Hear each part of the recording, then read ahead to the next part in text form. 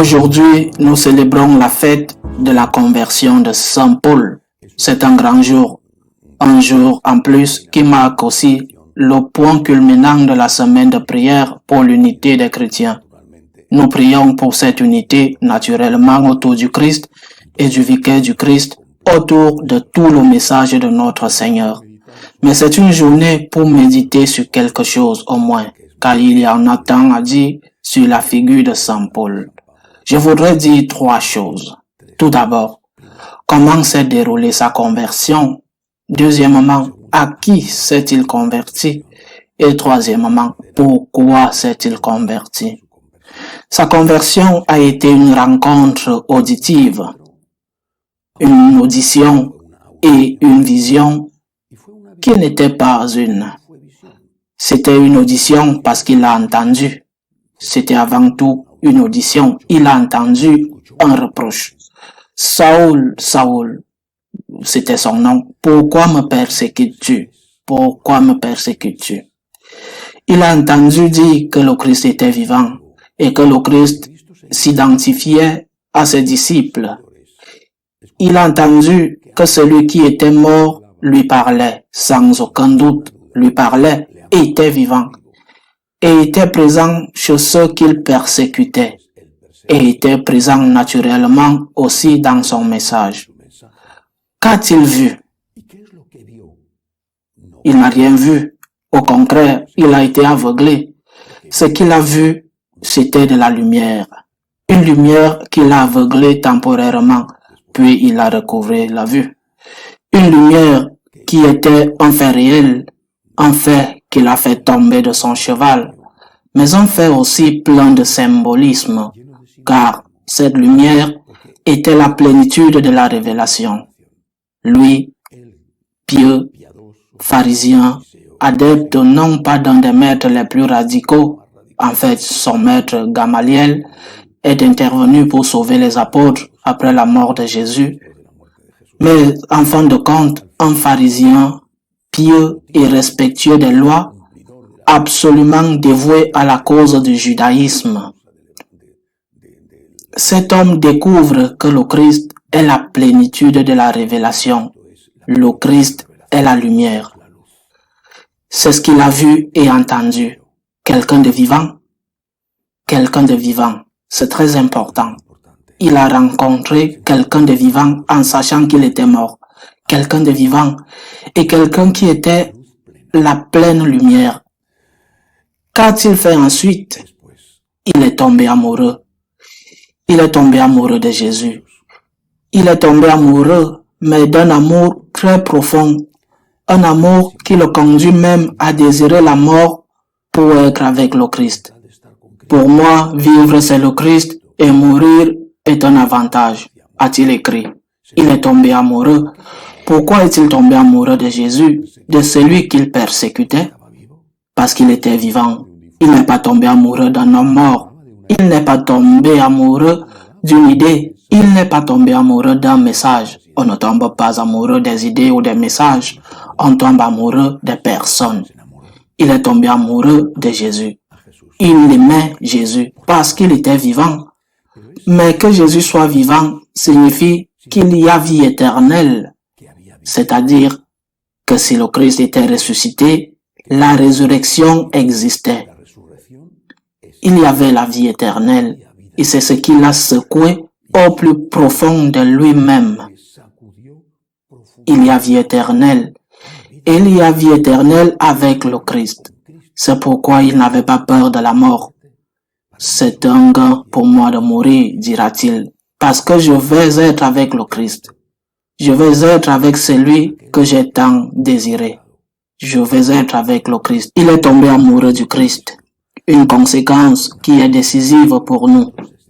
Sommes-nous amoureux du Christ? Je pense aux jeunes séminaristes qui se préparent au sacerdoce. Sont-ils amoureux du Christ? Je pense aux prêtres déjà ordonnés. Sommes-nous amoureux du Christ? Pour nous, vivre c'est le Christ et mourir un avantage. Et si nous ne voulons pas mourir, est-ce parce que nous voulons être plus utiles au Christ ici sur terre, comme l'a dit Saint Paul lui-même? Car si nous ne mettons pas tout dans le Christ, si le Christ n'est pas la première chose dans la vie, à quoi sert tout le reste? Et si nous ne croyons pas qu'il y ait une vie éternelle, quel est le sens de tout le reste? Le seul travail véritable et indispensable est celui-ci. Tomber chaque jour davantage amoureux du Christ. Pour toi, Jésus, pour toi. Par gratitude envers toi, par amour pour toi, je fais tout ceci. Et je me relève si je tombe, et je persévère, et j'évangélise, et j'aide pour toi, Jésus. Une chose fondamentale, la troisième. Cela devient à Saint Paul presque une obsession, sûrement à cause de ses origines. Je le répète, c'était un juif pieux, un pharisien observant les nombreux préceptes de la loi et pas seulement les 10 commandements. Mais cela a produit, et il le savait très bien, a produit de l'orgueil, a produit un faux sentiment d'être en paix avec Dieu. J'ai payé, je ne dois rien. J'ai payé en accomplissant ceci, cela et cela. Certaines choses d'entre elles étaient très bonnes, d'autres plus discutables, comme la question de la consommation de lait ou, bon, j'ai payé, je ne dois rien. J'ai accompli. S'il y a un paradis, je l'ai mérité. Je ne dois rien à personne. L'orgueil. Saint Paul, qui vient de cette expérience, qui sait de quoi il parle, qui connaît les dommages spirituels pernicieux qui génèrent ce sentiment que devant Dieu, on peut se lever, même si on s'agenouille physiquement en disant « J'ai payé et je ne te dois rien », comme lorsque tu fais des courses et que tu peux poliment remercier le vendeur lorsqu'il te donne le produit après que tu l'aies payé. Cependant, il sait qu'il ne lui doit rien, il a payé. Saint Paul, lorsqu'il rencontre le Christ, lorsqu'il croit au Christ, se rend compte qu'il ne peut pas être payé, que ce que le Christ a fait n'a pas de prix, qu'il est impayable. Comment pouvons-nous payer pour l'incarnation? Comment pouvons-nous payer pour les nombreuses souffrances du Christ sur la croix? Comment pouvons-nous payer pour la miséricorde de Dieu? Comment pouvons-nous payer pour la vie éternelle? Mais que disons-nous? Devant le Christ, devant le Dieu crucifié et ressuscité, nous ne pouvons faire qu'une seule chose, et rien qu'une seule chose, tomber à genoux en lui rendant grâce. Il n'y a pas d'autre moyen, pas d'autre acte de droiture que cela. Merci Seigneur. Même si je devais donner ma vie pour toi, avec le plus grand des tourments, et que je pouvais les supporter avec ta grâce, je te serai quand même éternellement reconnaissant. Je te serai à jamais redevable. Saint Paul représente la fin de l'orgueil.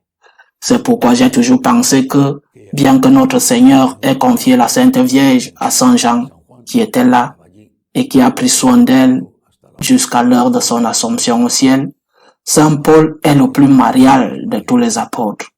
Bien qu'il ne dise rien de la Vierge, rien de plus que le fait que Jésus est né d'une femme, il est le plus marial, car il a été le plus grand combattant de l'orgueil, c'est-à-dire de la vertu la plus précieuse de la Sainte Vierge, l'humilité. Donc, premièrement, j'ai vu la pleine lumière de la révélation. Et je ne la conteste pas. J'ai écouté Jésus. Je l'ai écouté à l'intérieur de mon cœur, m'appelant à lui. Et je veux l'aimer. Et c'est tout ce que je lui demande chaque jour, de t'aimer davantage, de t'aimer davantage. Saint Augustin a écrit, « Donne-moi l'amour, ma vie, a-t-il dit à Jésus. Donne-moi l'amour, ma vie, Je dirai tout haut pour qu'en me donnant l'amour, tu t'en réjouisses. Donne-moi l'amour, ma vie. Donne-moi l'amour comme il a donné à Saint Paul, comme il a donné aux saints. Et puis, de savoir que quoi que l'on fasse, tout est petit parce qu'il mérite tellement plus.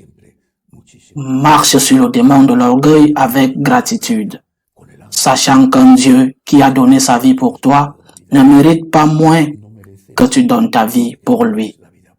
Qu'il en soit ainsi.